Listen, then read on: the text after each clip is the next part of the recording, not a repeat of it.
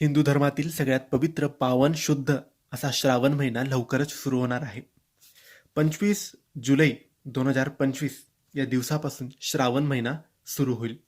हा पवित्र, पावन, शुद्ध असा महिना मानला जातो. हा महिना एवढा पवित्र, पावन असतो की ह्या महिन्यात केलेले प्रत्येक कार्य, प्रत्येक उपाय हे फलदायी असते, इच्छापूर्ती करणारे असते.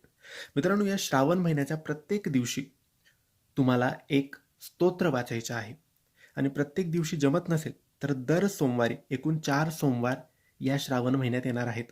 तर तुम्ही फक्त सोमवारी वाचलात तरी चालेल, पण रोज वाचायला जमत असेल तर रोज हे स्तोत्र वाचायला तुम्ही पाहिजे. मग तुम्ही दुसरं काही नाही केलं तरी चालेल, दुसरी कोणती सेवा नाही केली तरी चालेल. मित्रांनो, श्रावण महिना म्हणजे भक्तीचा, आराधनेचा आणि देवादिदेव महादेवाच्या कृपेचा काळ असतो. या पवित्र महिन्यात काहीही केले नाही तरी एक गोष्ट तुम्ही रोज करावी. सर्व पाप नष्ट होतात आणि महादेव आपल्यावर